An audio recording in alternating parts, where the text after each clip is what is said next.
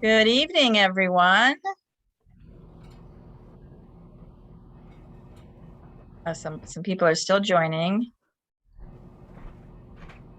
Hi, Sonia.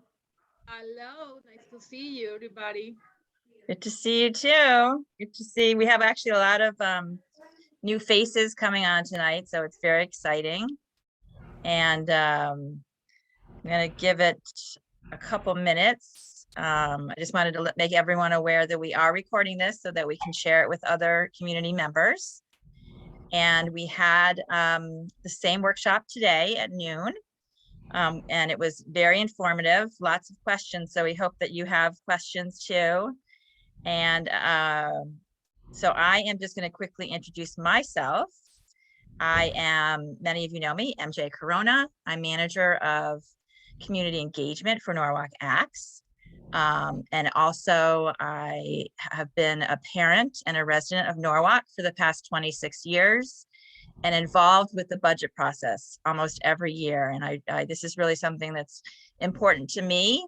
And it's very informative. So I think all of you are going to actually learn something, at least a few things actually today. But before we go into introducing the School and State Finance Project, I wanted to quickly just share my screen and share some information about Norwalk Acts, because we actually have some new community members on this call that I'm not sure if they know that much about Norwalk Acts. So I'm quickly just sharing some quick an overview. I'm not going to go in depth. We are a nonprofit cross-sector cradle to career partnership of over 150 civic leaders, educators, organizations, and individuals who want Norwalk to be a connected and equitable community where every child and young person thrives academically, physically, and social emotionally, cradle to career. Recently, our community has revised our mission, and the mission is to collectively transform systems by ensuring resources, policies, practices, and power structures actively dismantle racism, and drive equitable outcomes for every Norwalk child and young person. So what we do is we actually use 5 principles of collective impact to bring people together to create social change. They're listed here. We have a common agenda. We shared measurement, mutually reinforcing activities, communication, and also we have a backbone staff of about 9 of us. And we are actively trying to make sure that collective impact is being used, that there's no single sector, organization, or entity that can achieve systems level changes. So we want to make sure that we're not working in silos, that we're working together, that as you can see from this graphic down here, that we are moving from, going into different directions to actually moving collectively towards specific common goals and actions. So I am going to stop sharing right now. We do have actually a lot more information on our website. So if you are interested in learning more about Norwalk Acts, or even receiving our newsletter about information that's happening in Norwalk regarding cradle to career services and programs for our students, I recommend going to Norwalk Act portals that are available. We have an out of school time portal that basically has all of out of school time services, and it's in the works right now, but it's a centralized location for everyone to find services for their kids. We also have we have the newsletter that goes out, and happily we actually have some other workshops that are posted on there that the School and State Finance Project led in December. In December, we had a policy and advocacy workshop that was very interactive and very informative. So if you have a chance, jump on our website and look at that. You can click on the link, and there's actually some interactive things that you can do regarding storytelling. if you decide to go to some of the public meetings around the budget. But without further ado, I want to introduce Erica Haynes and Jen Nakos, we're very happy could join us 2 times today. It's been a long day. But to talk about our Norwalk's, understanding Norwalk's local education budget and ESSER funds. And the School and State Finance Project is focused on education funding and Connecticut state finance issues, along with, they have many goals, and one of them is building public knowledge about the Connecticut education system. So today we will learn quite a bit. I hope you have questions, and feel free to ask anything. There's no stupid questions. So, it can be complicated. So make sure that you raise your voice either in the chat or raise your hand. With that, I'm going to let Erica and Jen take over. Thanks so much. Jay. Hi, everybody.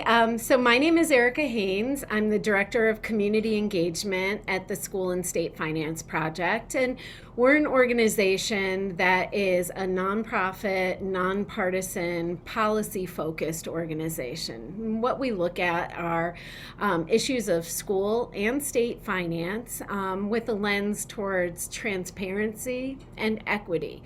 So what we look at is, how is the system working, and what is the opportunity that we have to improve it, and through a lens both of transparency and equity.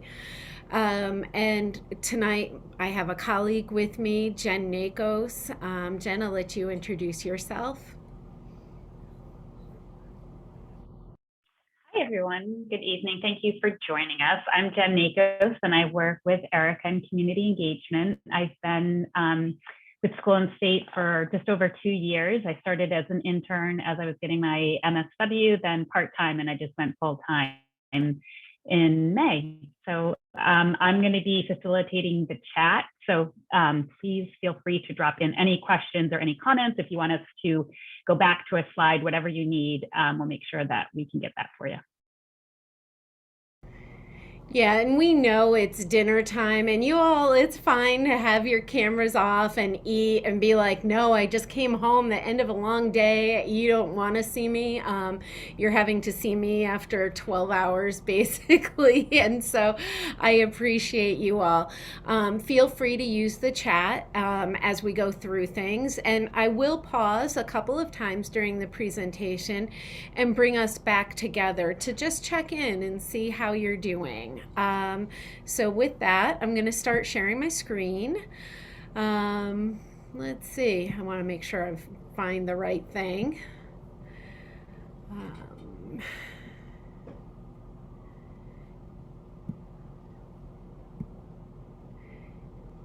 Now you should be seeing, woo, that went fast. Are y'all, oh, great. Okay, you can see my screen, and I'm so thankful MJ is always in my side view, so I can see if anything goes awry. Jen will be monitoring the chat, and then I'll check in with you all at those breaks. But want to start by just saying, here's my contact information. And if you need something, just reach out. It really is that easy. You're not bothering me. It's what I love to do. And, if you want to shoot me a text, that's fine too. But like MJ said, you all should have questions, and it's fine to ask, and you can ask them of me later, but just don't hesitate. So today we're talking about Norwalk's local education budget. And so our agenda today, and really what we're trying to cover, is the budget process, the factors that influence it, and the key decision makers. We're looking at how to find the local education budget, which honestly sometimes can be one of the most cumbersome tasks that you'll have. And we're going to kind of orient you to what to expect when you get to that budget. We're going to kind of build some knowledge around what information school districts report to the state. And we're going to talk about how to build those relationships with local and state education budget decision makers. How do you talk about the budget to someone, just walk up and go, hey, so about that budget? will help you with that. And additionally, and this is fun. I know you aren't going to think it's fun, but it is fun. We're going to talk about the federal funding and the ESSER dollars that came to the state and to Norwalk as a result of the federal COVID relief funding. And we'll show you how to find details of that. And that actually, I think you get lost in. It will be fun and it won't be overwhelming. And that's really important, particularly at 7 o'clock at night, right? So we're going to start with an overview of school district budgeting. And some of this is, you may already go, I understand that, but we want to make sure that we're all kind of working off of the same page. So budgeting is really this process of deciding how a school district, or really, even the city of Norwalk, the state of Connecticut, but in this case, the Norwalk Public School District will spend the money that has been allocated to them for the school year.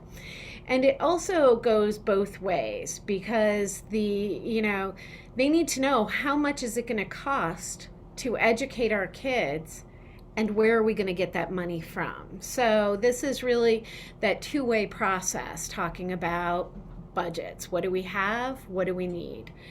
And then during the budgeting process, the school district needs to make decisions about its priorities. And they're going to fund the things that are most important. And if they need to cut something, they're going to cut the things that they perceive are less important. So the school district not only has to say, this is how much we need to educate Norwalk's kids, but how are we going to divide that money between our schools? And really, the more schools a district has, the more complicated this gets. And I live up in Willimantic in the northeast, what's called the quiet corner of the state, way too far away from you guys. My district has 5 schools. That is far less complicated when you get to 10 and 15 and 20 schools. It gets far more complicated. The final budget is the result of a set of decisions made by district officials and community stakeholders. So everybody is a part of this. And that's why it's important that you raise your voice in this, right? This reflects what they believe you want. So it's important to raise your voice. And the process for creating and finalizing a district budget is different in every community and every school district across our state and then across the country. So there's no one right way. But budgeting is important because you can't provide the service of educating Norwalk's kids without knowing how much it's going to cost. Education of students in the district is so essential for the entire community. The community kind of is built around this. Districts provide a whole host of services, which makes financial planning important. They need to know what resources they need for things like adaptive learning and technology. They might need to know, when are we going on field trips? What's the financial planning process look like? This is where you come in. And so we're going to talk about that a little bit, and we're going to actually go through chunks of the budget. So what you see as we're moving into talking about the budget is you're seeing decisions about what programs the district is committed to or has decided not to commit to.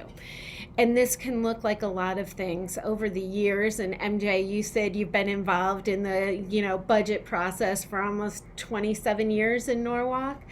And so you've seen, like I have, sometimes this is a conversation about full day kindergarten or half day kindergarten. It might be about what athletics are being offered. Those are the things that really bubble up when they come up. decisions about programs in the district are also sometimes much quieter.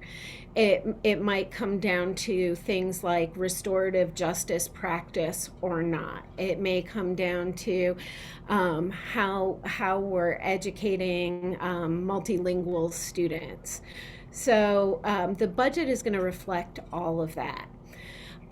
It should reflect what's important to both the public and the district. It shows you who holds authority in the decision-making process, and it's going to tell you, where is this money coming from? How are we all paying for this? It's okay to agree to a budget on spending, but we also need to agree, where's that money coming from? And I think one of the things that's really important to know is that school districts create this budget, and now is like the perfect time to say this, in an environment of uncertainty, right? They don't know what's going to happen. So the budget they're working on now, the budget that the superintendent released a couple of weeks ago, that is for next September of 22 through May of 23. So right now, they're guessing, what's it gonna look like in January of 2023? Are we in COVID? Are we not in COVID? Are we remote teaching? Are we not?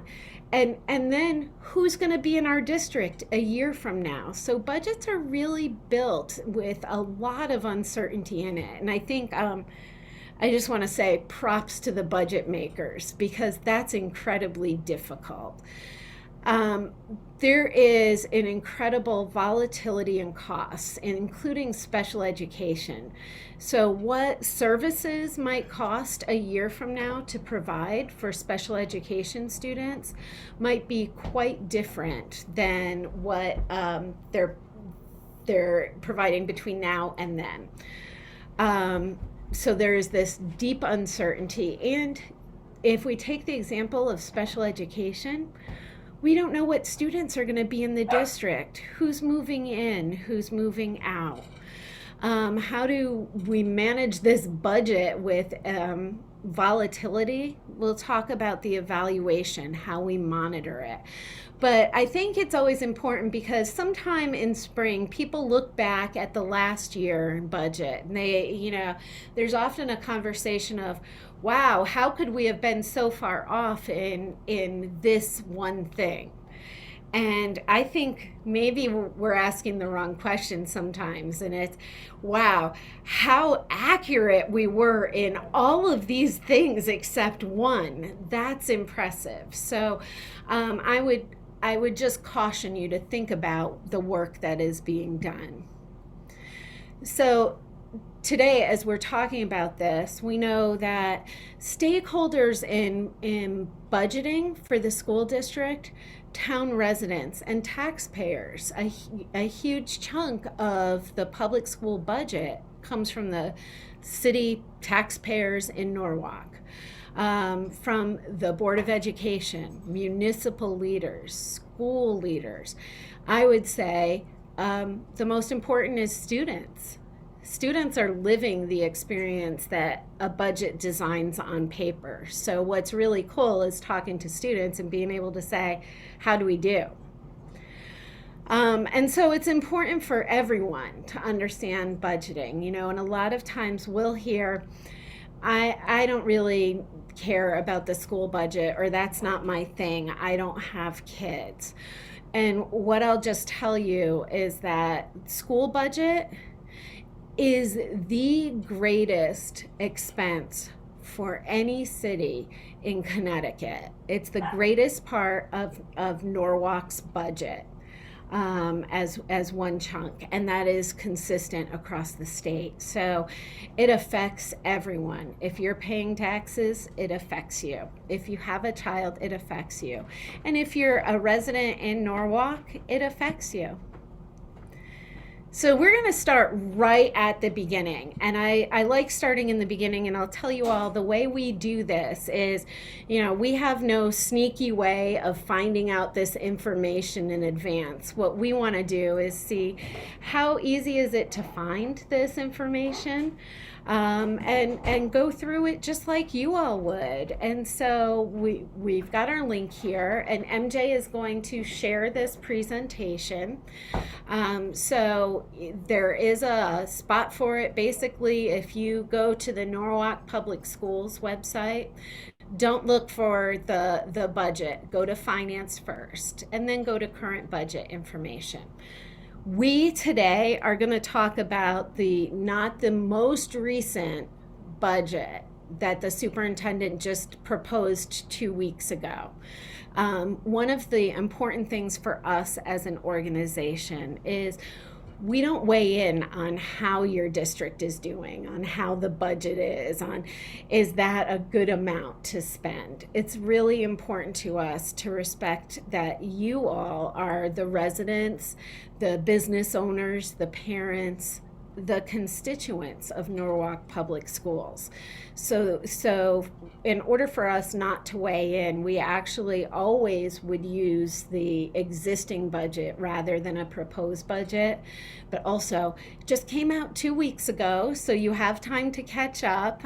So what you'll see is the budget we are operating in now. And it's not too bad to find. I think Jen had to dig around a little, but we found it without much challenge. So here's what to expect. And I want you to have these expectations before you click into it and get surprised. It's going to be long. It's not crazy long, but it is going to be long. And I think this one is roughly 80 pages. We've seen budgets that are over 500 pages for a school district. Imagine that. That's crazy. But 80 pages is no light beach read. So just know that it is long. But that it's incredibly relevant. And what we mean by that is you're going to find the things that matter to you in here. So for instance, if you're the parent of an elementary school child and that's really where your focus is, you'll be able to find that. The same with the high school. So you can really start looking at, what am I really curious about? What do I want to know more about? And so it has these sections broken out: enrollment trends and predictions. What are we expecting? The budget broken down, elementary, middle, high school levels. There is also essentially in the back an appendix with object descriptions. And what this means is that they'll tell you this one line item is for this thing, salaries. All the salaries in the district may be on one line item. Typically we see them on a couple, but they'll be really, really clear about what they are. And so it is easy to navigate. So don't let that length fool you. I'm somebody who's like, 80 pages. There's no way I have time to look at 80 pages.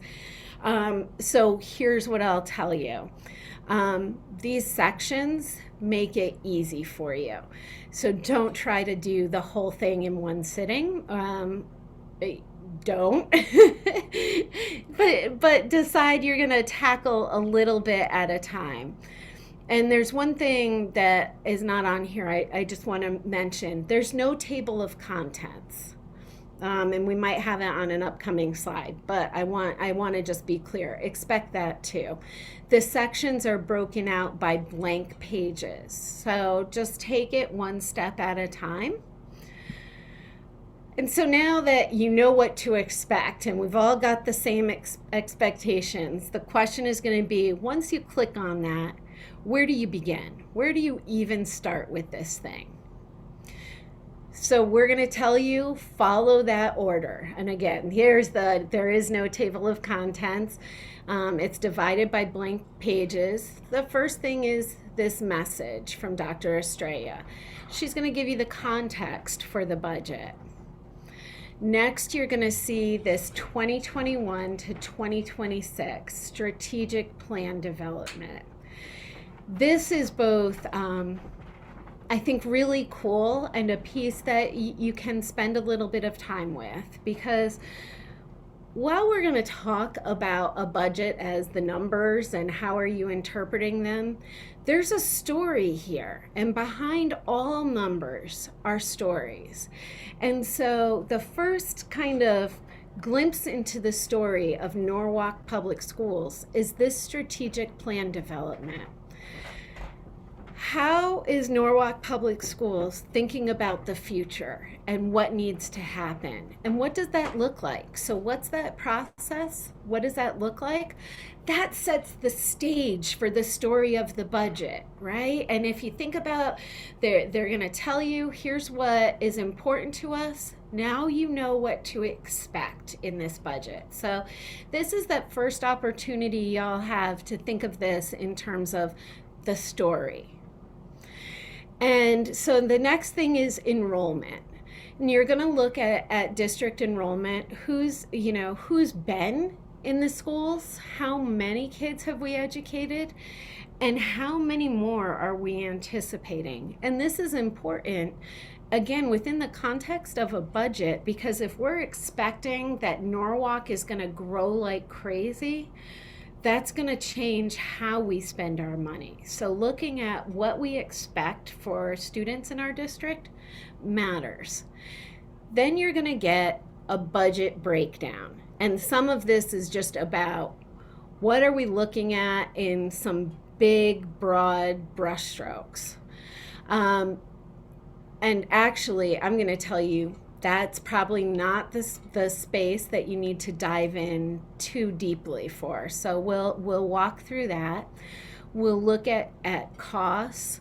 We're going to talk about FTEs, which are full-time employees. And then here's a really cool thing, and I talked about this at noon, and I'm still really thrilled about it because not every district does this.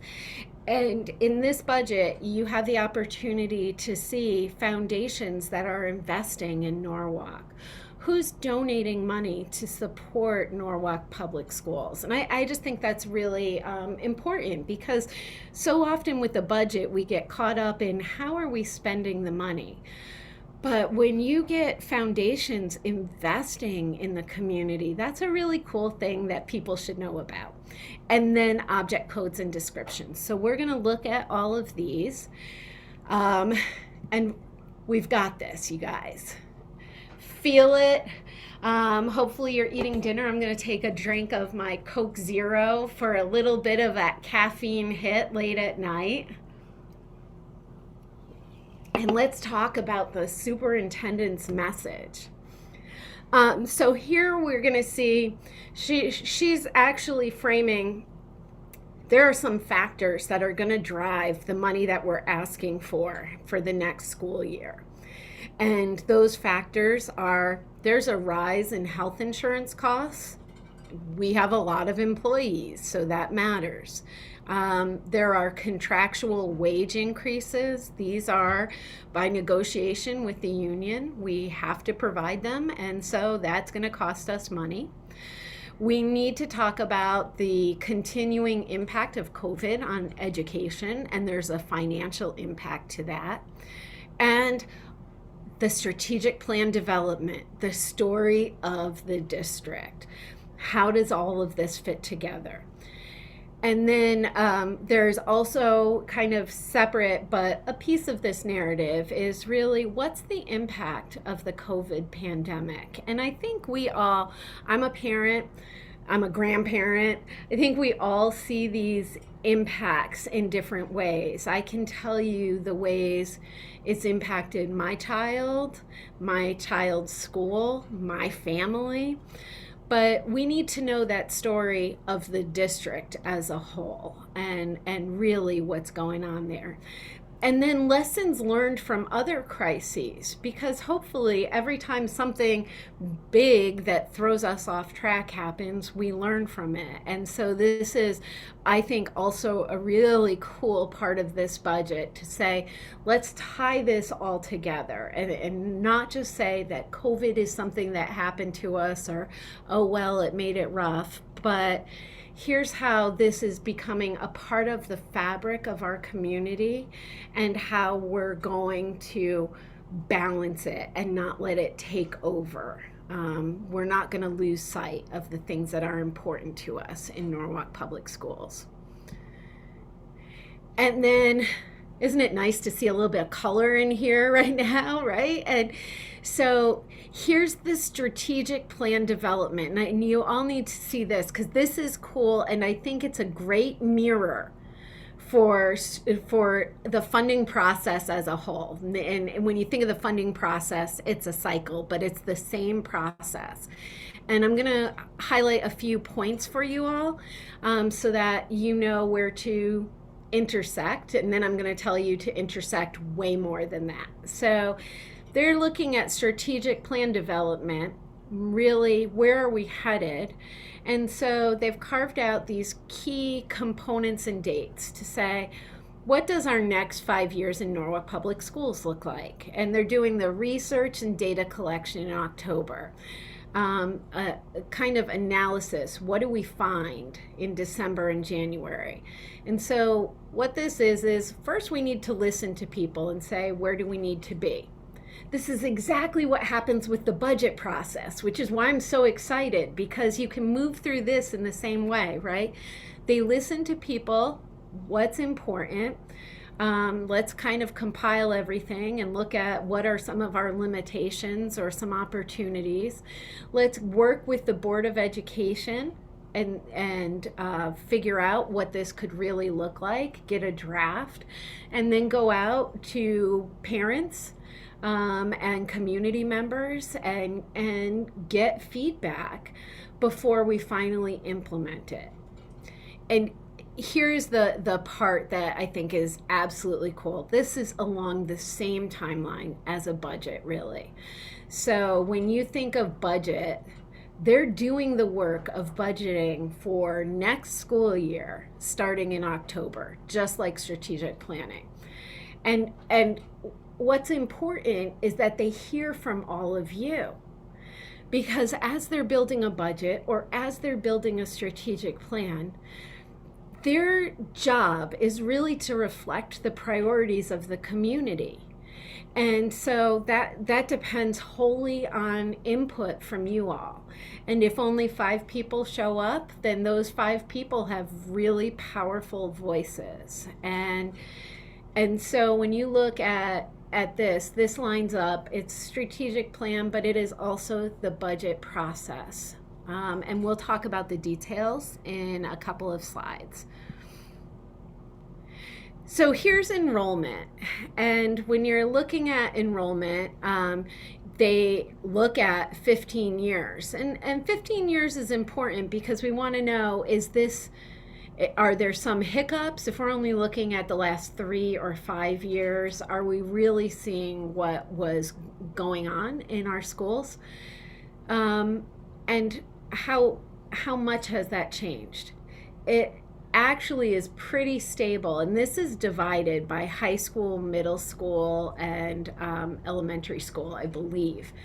And when you look, there is, remember in the beginning of this, I talked about a big spike. There is no big spike. Some districts experience those really large spikes, and that kind of means that resources have to be moved around, which affects the budget. So they're looking at who's in our schools. What does that look like? And now we get a budget breakdown. And I think this is important for you to just look at, take in, and not get mired in the details. If there's one page, I'm going to tell you, don't get sucked into the details. It's this. So if you think of Norwalk's budget as a yearbook, right? Kind of just like a school puts out their yearbook at the end of the year. Here's your group photo. And this group photo is all the budgeting, all of the funds that they know are coming in and that need to be considered. And where is money being spent or coming from? What you know is there are a lot of little grants coming in that are important, And if you really want to know what the priority school grant is, reach out to us, reach out to a Board of Ed member. But I'm going to tell you that the really juicy details happen in the next pages. So for this, you can say nice group photo, but let's see what's behind it. I want to see what, everybody's individual photo is. The budget breakdown. We're going to start here because I think this is a great kind of way to look at it a little bit differently than that pie chart. And actually, I think it's a lot clearer. So here you can look at these categories or objects, as they call them. And just know that, do you see that top line there? Salaries, 136 million. That's in Fund 11. There are programs, grants, food services. The total over at the right is 154 million. And right now, I would think everybody is like, wow, that's a lot of salaries. It is, and the by far biggest expense for every school district is people. Because people power schools, the teachers, the paraprofessionals, the specials, all of the unique things and support that students need. Those cost far more than anything else in the district. And so you see there, the salaries in that next line is benefits.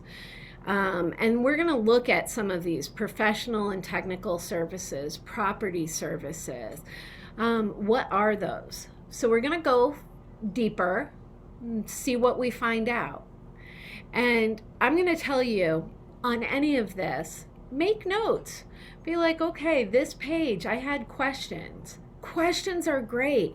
You all should not feel like you have to have all of the answers based on a budget. I don't think anyone does, including Board of Ed members. So the next section, you're looking at costs. And you're going to find them kind of clustered in different groups.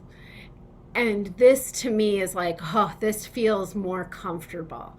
We can find the costs of the total school district. But what about central office? Every time budgets happen, and this is across the state, one of the things we'll hear is, wow, they spend a lot at central office. Now you have the budget. You can look and say, do they or don't they? And how do I know?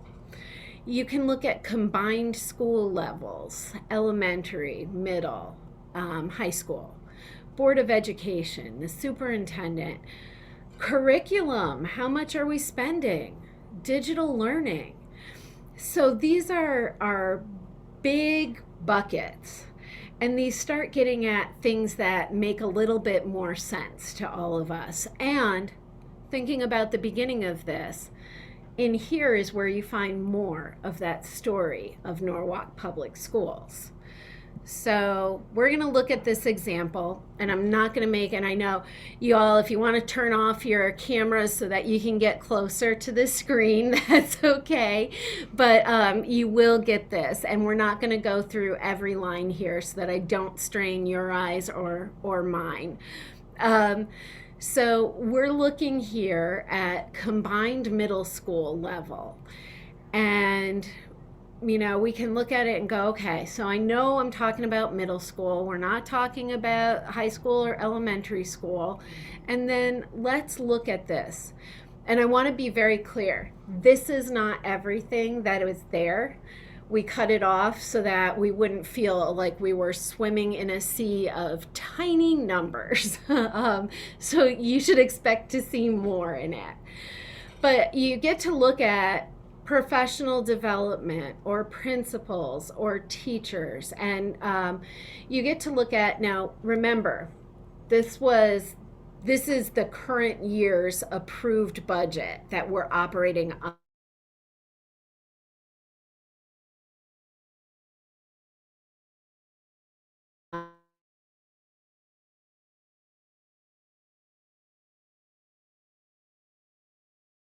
under actuals 2019 to 2020. What did we really spend? And then in 2021, what did we first think we wanted to spend? And then in 2021, how did that get changed? Got changed to $35,000. So the actual from the year before was only $5,000. Then the proposed budget says the next year should be $58,000, and it got revised to $35,000. None of this should be like, you shouldn't be like, well, that seems like an adequate amount for professional development, right? I don't know how much it costs for professional development. I'm not expecting you to. But as we walk through, I'm going to show you where the questions can come in and where you can kind of ask more about the story of Norwalk Public Schools. So as we go along, we know that that number, the original request of $58,000, that came from the department, from the schools. The superintendent in the next line agreed with that and said, yep, that's the superintendent's recommended budget. Board of Education said that makes sense. So initially that was the Board of Education's recommended budget. Ultimately, there was no difference between the recommended and the budgeted amount. But there's still questions, right? Which is like, wow, we just covered a line item that went from 5,000 to 58,000 to 35,000. Were you all on this roller coaster of numbers with me? So what's the story there? This is what really looking at a budget is. And the first thing I'm going to tell you is you can always reach out to the Board of Education, to any member on the Board of Education. You can reach out to central office and say, hey, I have a question. That's what they're there for. But some of the story could be, I don't know, 2019 to 2020, March of 2020 was when we hit COVID and life stopped and we all got our children for a very long time at home. Can you tell I'm so over COVID? And so maybe some of their professional development was planned for later that year and didn't happen. But that's the question, right? If you look further down, there's a line that's number 118. That's substitutes, and then it's cert daily. I can guess that cert daily are daily substitutes that are for certified staff. But here's the story. There's 81,000 that was actually spent on that in 2019 and 2020. And then what was spent going forward? Nothing. They didn't want anything for that. They didn't need anything for that.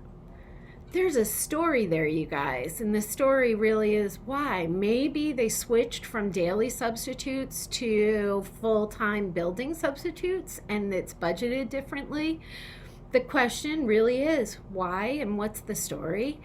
And again, I'm going to tell you, go to a Board of Ed member, start that relationship, start that conversation, and feel comfortable doing that. So I'm going to move to, we told you could see FTEs, full-time employees. And so here we're looking at 2 middle schools. And this is not all that's in there. Again, we cut it off. But we wanted to look at 2 middle schools and we wanted to just point out a few things. So you see Nathan Hale Middle School. The full-time employees 21-22 is 54.5. If you slide right down to Ponus Middle School, you see it at 55.2. So what that tells me, if I had to guess, is that these middle schools are roughly the same size. But then if we slide over and we look at 21-22 salary, you can see that there's a difference. And it's 5.1 million at Nathan Hale and it's 5.3 million at Ponus. And I want to just point that out because I've already told you that staff are the most expensive piece of any education budget. But they could have the same number of staff and have very different budgets, because part of it is how long have the staff who have been at that school been there. So my guess, if I had to guess, might be that the staff at Ponus has been there a little bit longer, and so they're paid a little bit more. And so, that's part of what I want to point out. And then the other thing that I want to point out is that if you look at Ponus, they have 55.2 teachers or full-time employees. And the next column was 2020 to 2021. They had 55.6 full-time employees. So a measure of a full-time employee is that one chunk of hours. So a part-time employee, 0.5 full-time employee is somebody who works half of what a full-time employee does. And so that's how they get to those numbers. You don't have a 0.2 person, and they don't have a 0.2 class, but you're seeing some of those changes that are in here. And the last but not least are the foundations investing in Norwalk, and then object code descriptions and definitions.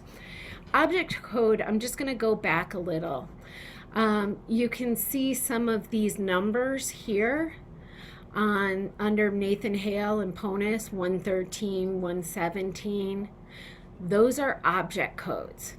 And if you think of the back of the presentation or budget book as kind of your decoder ring, you can look back there and see what is 113. My guess is it's administrators. And you can look at each line item. My guess is 117 is teachers. And so you can flip to the back and use that as your decoder to go, what do we have, 0.8 of a person for? What is that? 122. Let's go to the decoder. So I just want to kind of make that a little bit easier for you. And want to touch base on special education, and then I'm going to pull it back for a minute so that we can just kind of have some discussion. So with special education, which is always a big question mark in a local education budget, we want to first explain the requirements and what you should expect there. So the Individuals with Disabilities Education Act, which is often just termed IDEA, is a federal law. IDEA, the other way you may have heard of it, that gives rights and protections to students, including a free and appropriate public education in the least restrictive environment. And services are based on a student's individualized education program, or IEP. And districts are required to provide those services regardless of the cost. The cost actually can't be a consideration in the conversation of what the student needs. And that for a lot of folks is a change. If you went to school in the 70s, the 80s, your experience might not have been this. So I think it's important because when we talk about special education within the context of a budget, there are a lot of folks who never experienced this free and appropriate public education in the least restrictive environment. And I'll just speak from personal experience because I went to school in the 70s. And so and I had a great person talk to me about his experience. And our classrooms were far less diverse, meaning people were bulked in different classrooms based on their skills and abilities, and that was it. And now when you look at a classroom, it's a beautiful kind of blend of all sorts of giftedness and talents that people get exposure to in ways that they didn't in the 70s and they should have. So you'll particularly hear this with folks who have not been in a school district or been in a classroom in decades asking about special education. But over the last 10 years, the number of students, the total number of students in Connecticut has declined by 8%, 8.1%. And you can see there was a trend, right, and a very like smooth slope, and COVID kind of has a jarring effect there. But the student age population was declining. But over the last 5 years, the number of students with disabilities in Connecticut public schools has increased by 8.6%. That's not a good thing or a bad thing. And a lot of times people are like, what is going on? There are a lot of things that are going on. One is that we're getting better at learning about learning needs and what kids need and what special supports there are.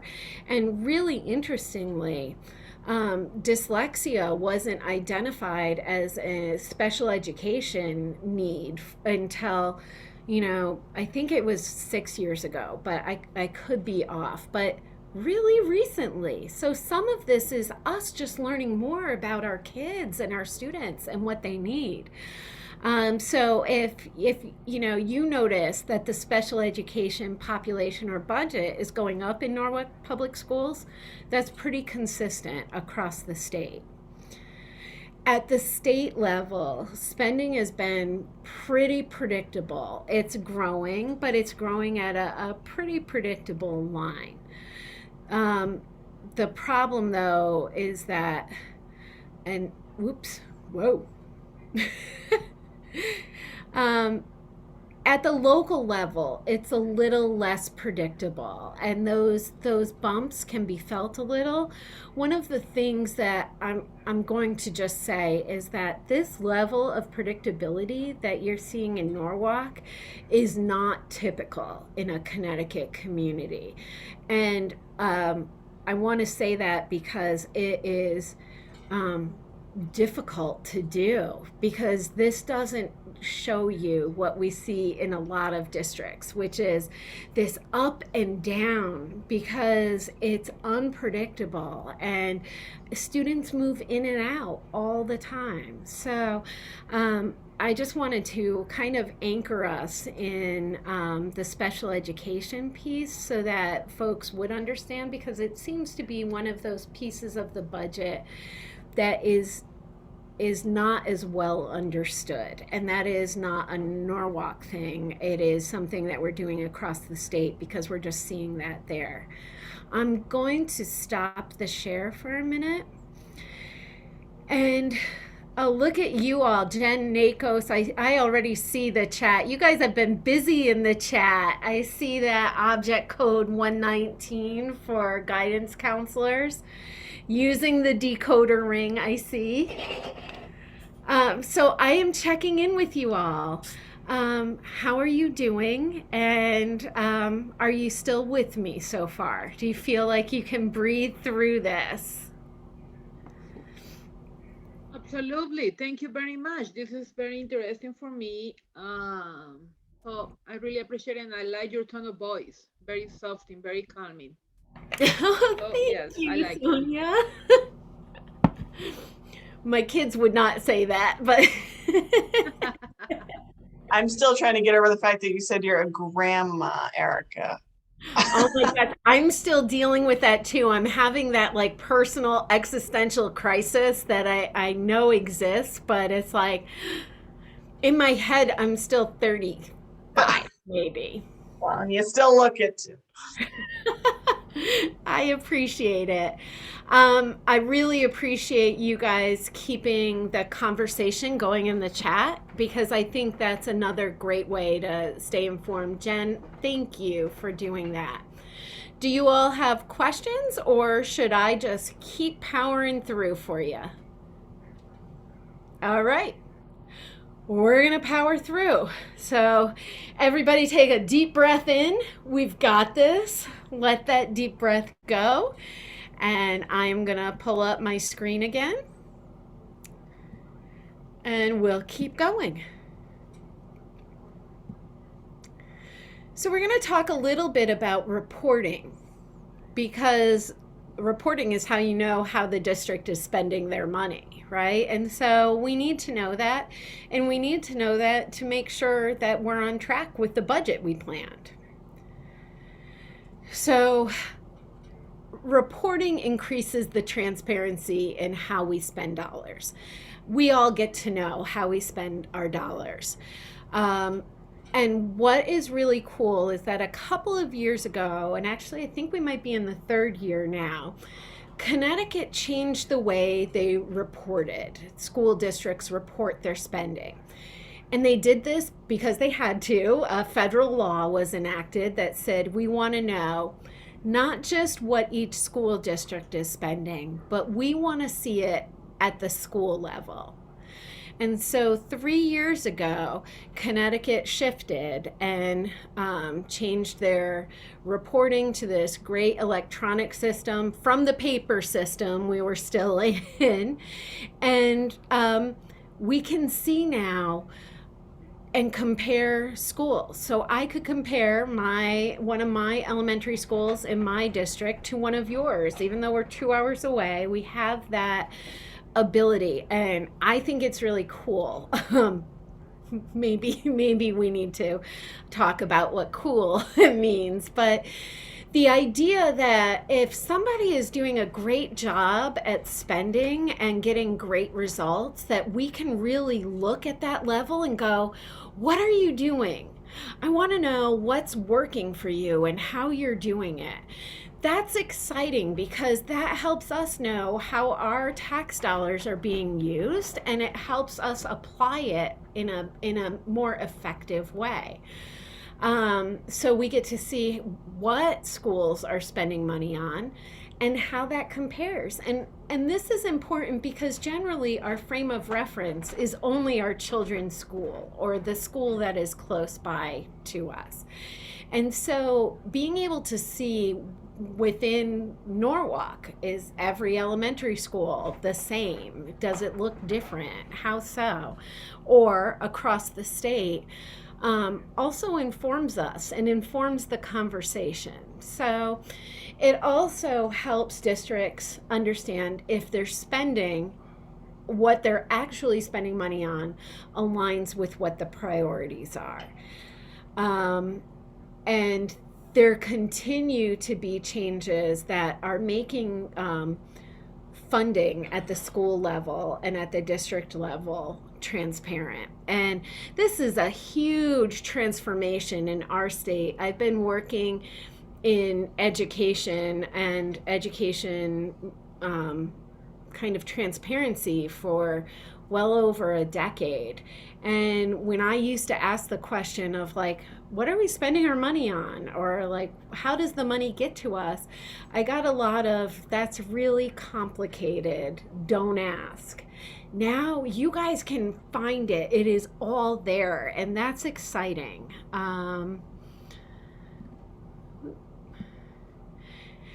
So we have information on our website, and the State Department of Education has information on theirs. I will tell you, ours is a little bit easier, and we're actually going to take a look at some of that data later. And I know Jen will drop our website in the chat.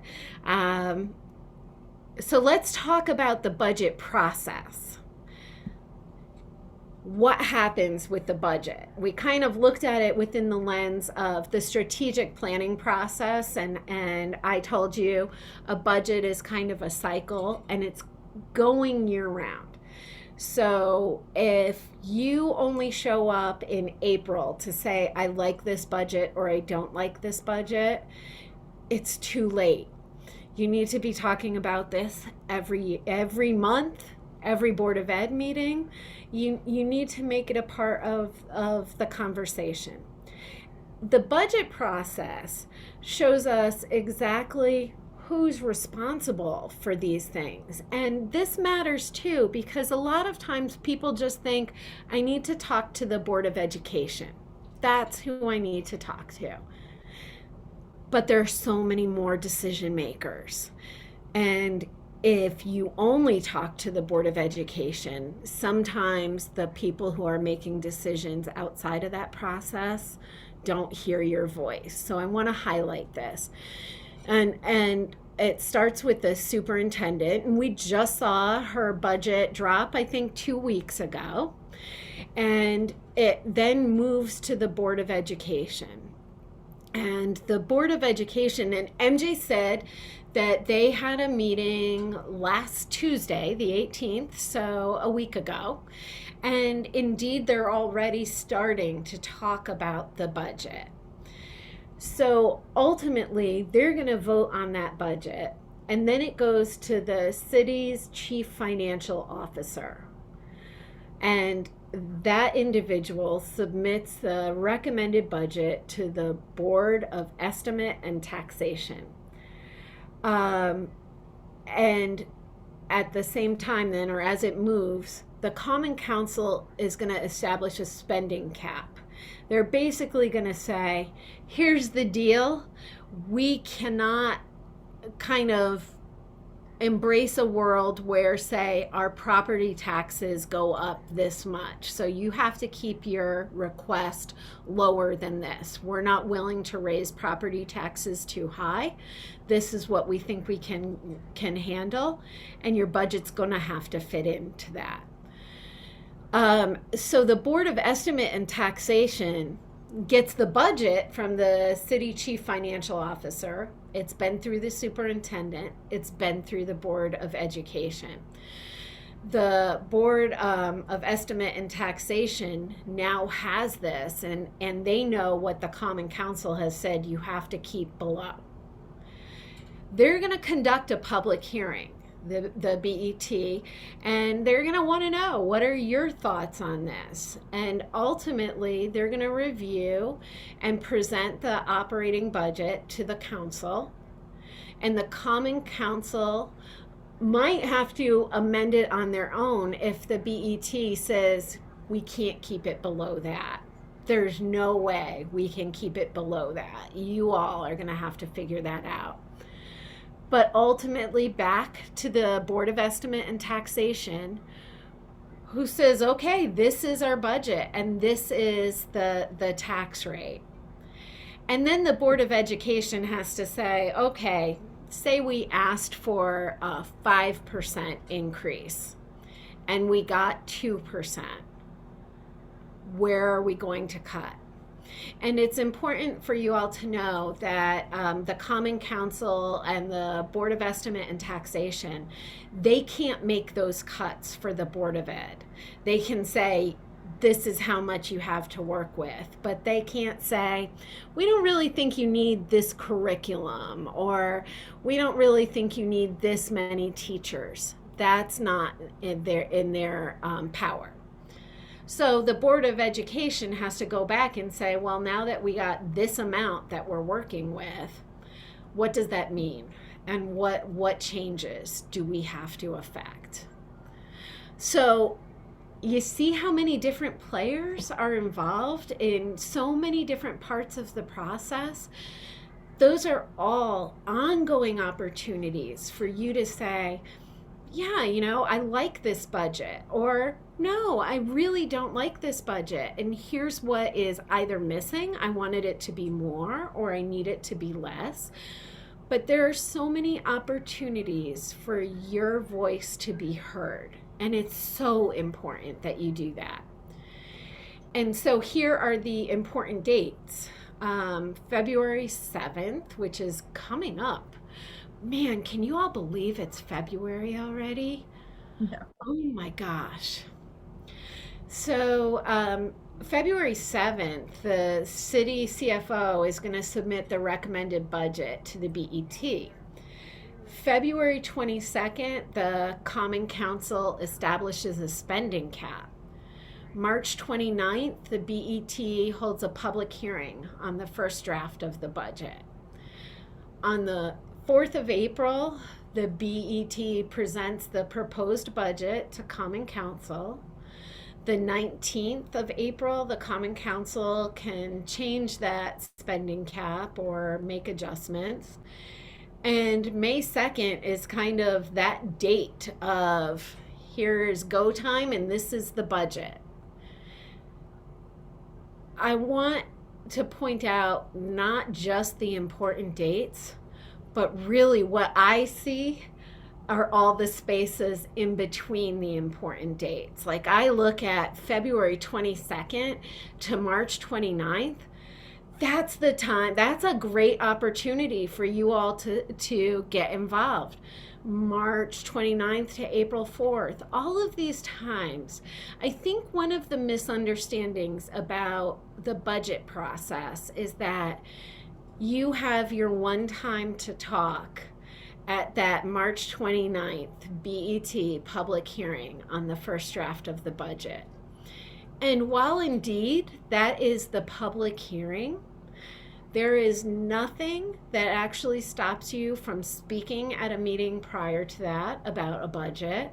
And there's nothing that stops you from reaching out to Board of Education members, to Common Council members, or to BET members and kind of saying, hey, this is really important. And for those of you who might be getting involved for the first time, you can actually tell them that. Say, hey, this is, I know this is important, and I really want to get involved, and I wanted to share some of my thoughts with you. Or I have some questions about this.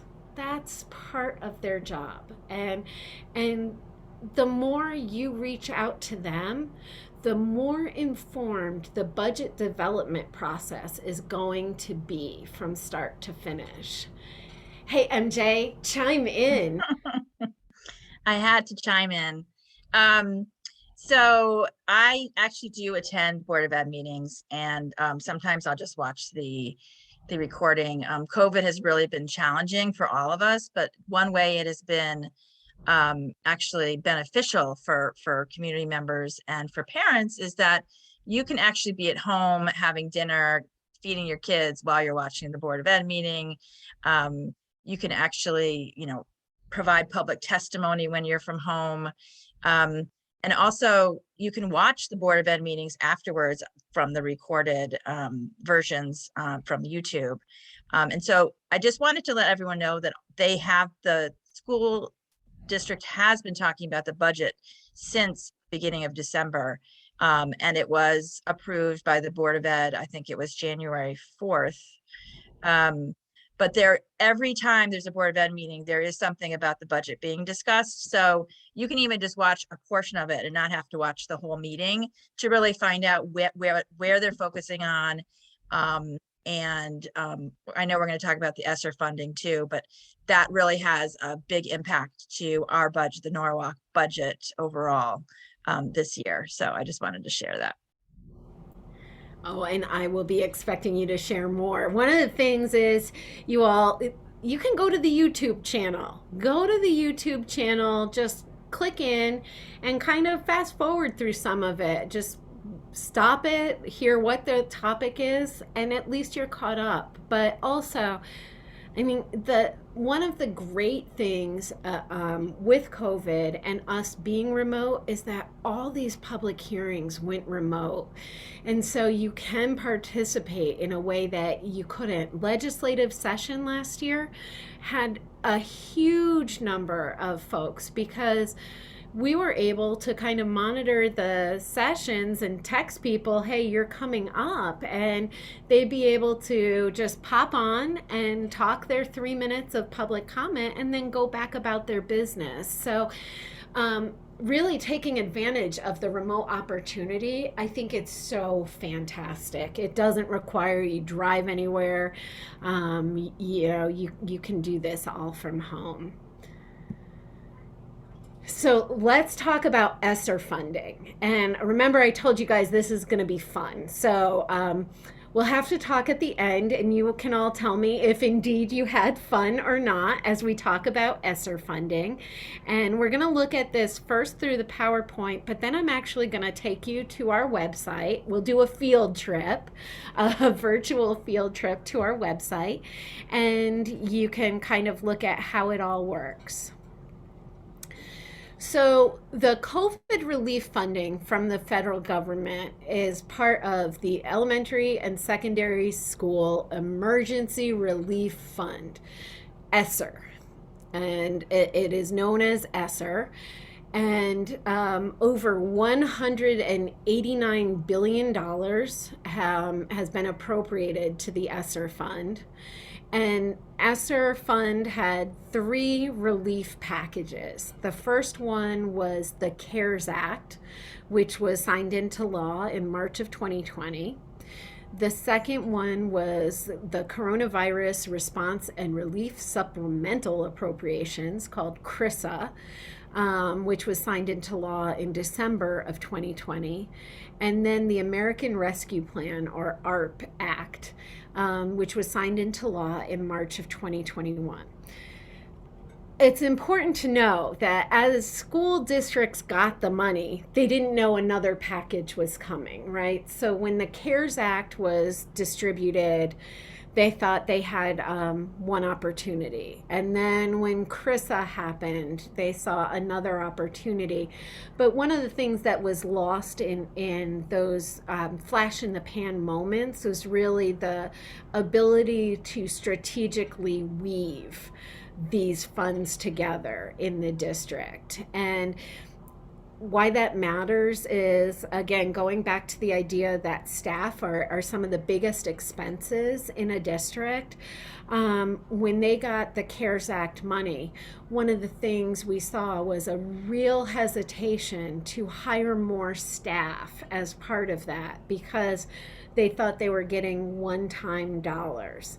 And ultimately, these dollars do expire. They go away. And so and we'll talk a little bit more about it, but what you'll see is that creates what we call a fiscal cliff, meaning there's this build up, and build up.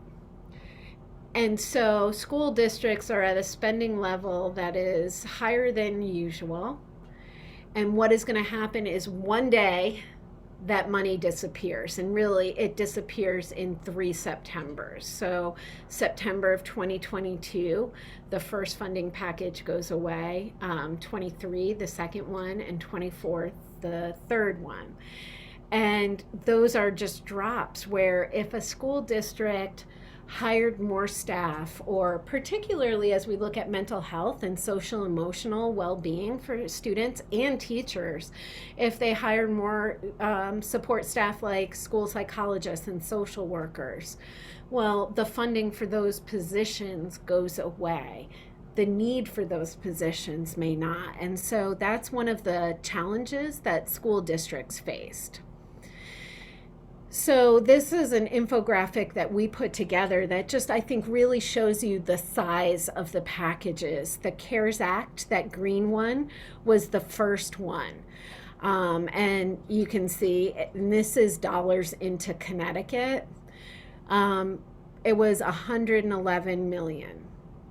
The second one, the CRRSA Act in that light blue, that was 492 million.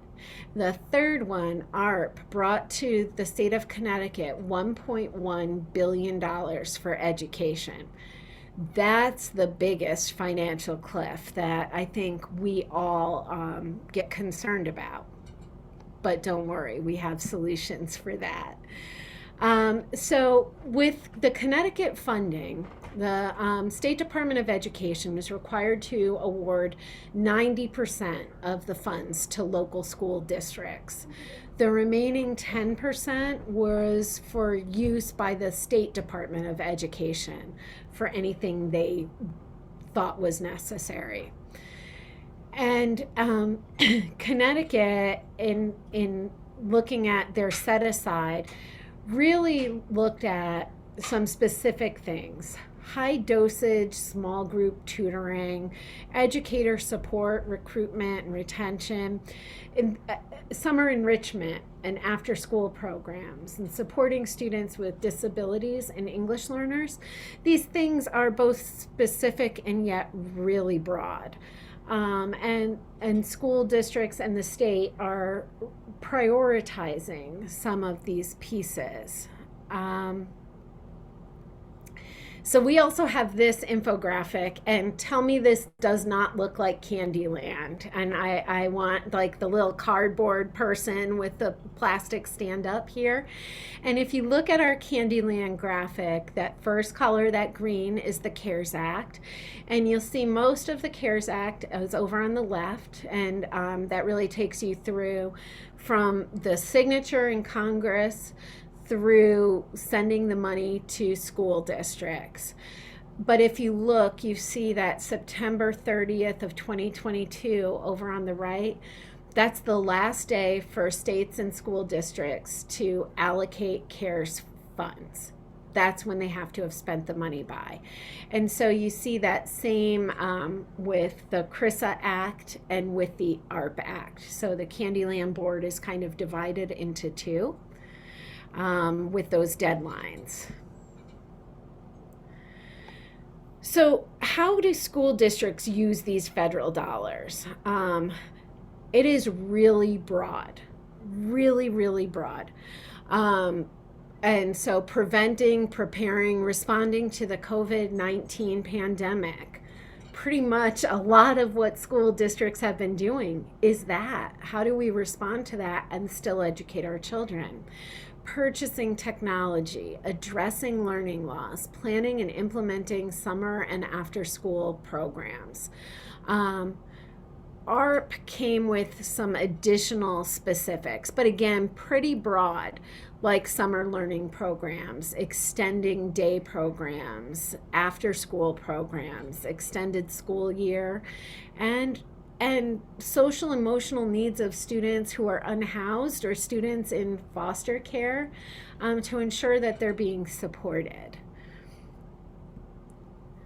So what's the deal with Norwalk then, right? This is the really important thing. So we have a link in the presentation to our website. I'm going to take you there in a few minutes, where all of this is visualized. And you can look at color coding. So for instance, and I'll show you a more interactive piece of this after, but here you're seeing the personal services, which are salaries for staff.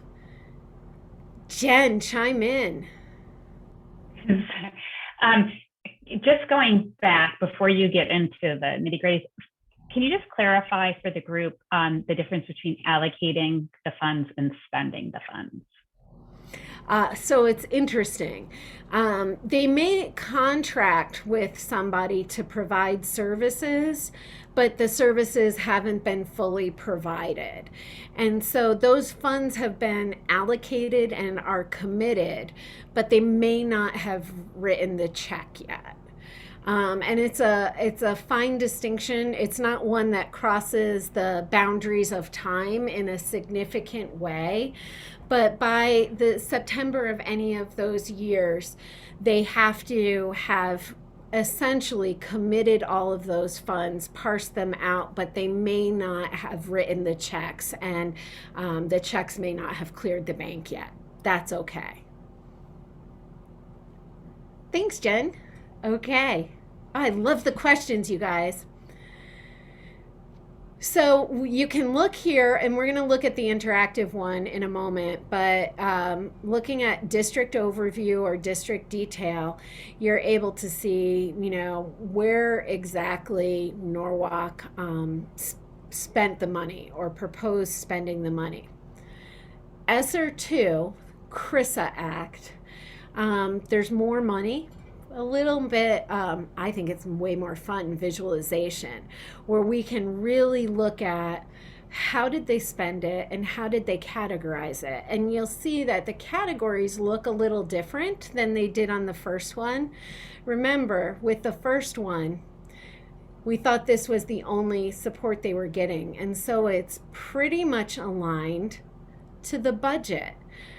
Personal services, salaries or benefits, property, supplies, professional and technical services. Those are all things that you'll see in your budget. But then it really becomes bucketed in a way that the CRISA Act was more focused on. So how we talk about it changes a little bit more. And so you can see that the district visually just put more emphasis on academic supports, learning loss, learning acceleration, and recovery. And here we also, and we'll take a look at this, but the area that they focused the least amount of resources on for those dollars was school safety and the social emotional well-being of students and staff. And so we'll zoom into that when we switch to the website. You can still see it in these details, but I'll show you the flexibility that you all have that's on our website. And I want to be clear. You can also get this. Basically, what we do to get our data is use the State Department of Education's publicly facing data and make it a little bit easier and fun to interact with. But if you want to go straight to the State Department of Education, there's a guide on how to do it here. And you can actually look at, in this case, ESSER funds from 2020. You can pull up a district like Norwalk. And you can see, one of the things you can see is, has this proposal been revised? And for instance, in Norwalk, it hasn't. But if you click on that, you'll be able to see all of their language for what Norwalk Public Schools said they were going to spend that money on. And yeah, so this is just a little bit more about how to get to the details. And so, for instance, here we looked at specifically Norwalk Public Schools and what they said they were spending for what were, property. And what does that mean? Because, wow, it was almost $1 million. So what did we spend property on? And here you can see that they bought student Chromebooks for grades 3, 4, and 5. And they bought tablets for grades K through 2 to go to a 1-to-1 student and device ratio. And there's a little bit more detail there. But, one of the big questions we get is, how do you know a district did that? Or how do we know if that was a good choice or if it worked? And I'm going to tell you, the way you know is by asking. So it is fine to reach out to a Board of Ed member or to reach out to central office and say, hey, I know, you guys have said you were doing this, and I'm wondering how that went. But MJ is going to tell you an even better part of this. So to piggyback on that, what Erica was saying, when we were in our noon workshop, we were talking about, I think, support services, and we kind of were diving into that with the ESSER 2 funds. And And it was actually, the Board of Ed has been trying to be proactive with saying what they have been doing within the school district. And at the last Board of Ed meeting on the 18th, they had the part of the support services was hiring math, reading, writing, improvement teachers. And so they had teachers on the Board of Ed last Tuesday talking about what they are doing in small groups with students. And they actually did have the students talk about their experience. So it was actually really inspiring to listen to them, but it really did tie to where they're spending the money. So an understanding on how this is directly affecting our students. I think not just academically, but also social emotionally, and that they're having much smaller groups so that they can connect with those teachers. So that's one of the things that's helpful about going to the Board of Ed meetings is to hear about those things. And I'm just going to say, and I didn't say this in the noon one, and I'm sorry, but the other thing I've always recommended, I think for the last 5 years, is you also don't feel like you have to do this alone. You can do this with a group of people. And I think I heard early on in 2016 or 17, find your five. So, if 5 people get together and you just divvy up the meetings and then report back, that makes it so you don't feel like you have to be at every meeting or you might be missing out. It's really helpful. So, find your five is a great way to think about this. Go ahead, Jen. Sorry, I think I did a thumbs up first. I just want to be conscious of time and just make sure that Sonia had posted a question earlier in the chat. She's interested in allocations for social work and social emotional learning. And I know there is the section that you referred to, and I'm wondering if you might be able to just click on that to see if we can gather any information. Yeah, I was pulling it up. So let me do that really quickly. And then I want you all to be clear. And it's so funny because our noontime one, we were done quite early. And this one, we're just like, I have so much to share with you all. But this is the start of the conversation, not the one and done. So I want you to feel free to reach out. This is our website, and if you go to issues in our website, and particularly let's go to COVID-19 education relief funding, and if we go here, you will be able to specifically look at, I'm telling you this, but I might as well draw it. It's taking so long to load.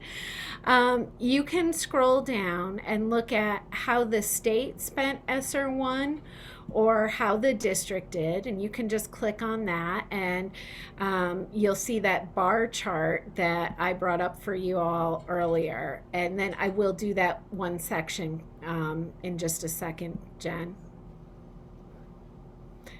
I'm gonna skip because it's loading slowly, and I want to make sure that we get to the district.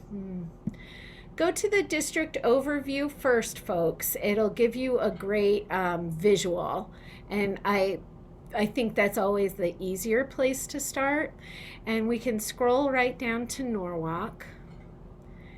And this was the part I flagged, right? This big component and this little component. So if you want to see what's in that smaller component, click right on it.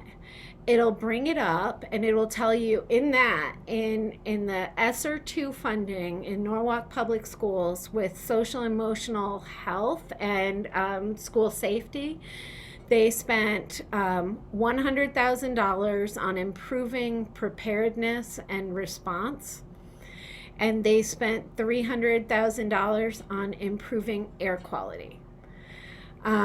So that's what those were. And we can go back to the big picture, and let's, in that same vein, look at family and community connections. And they spent $2.1 million addressing the unique needs of special populations. But that doesn't tell you as much. So go to district details. And If you once again go into the drop down and just grab Norwalk,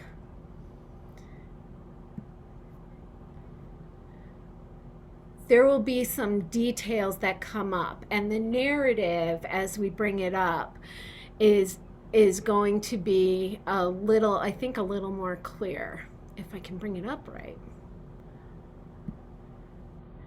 Yeah, so if you click on, for instance, this is personal services employee benefits, but let's go over to, oh, I think this is the one, MJ, that we did salaries for.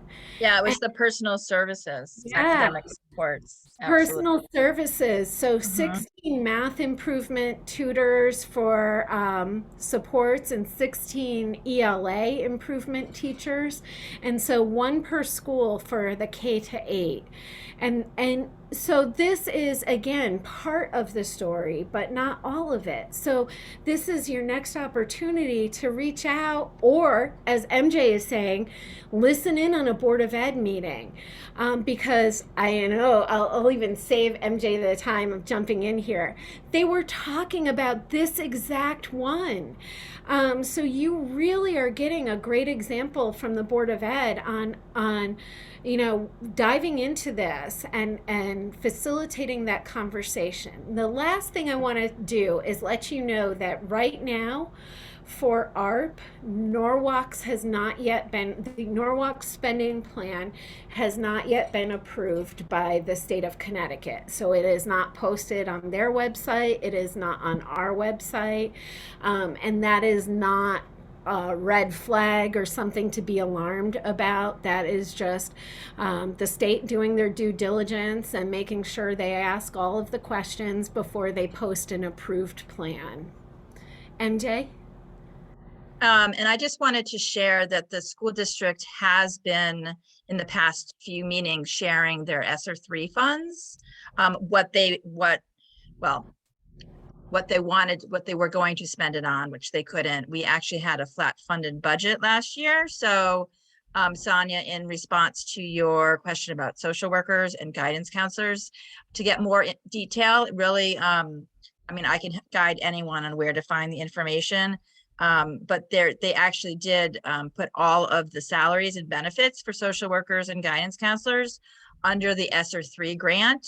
And that's what Erica was talking about, the cliff, and that how are we going to pay for the salaries and benefits back into the budget and increase those supports and services. So just wanted to clarify that.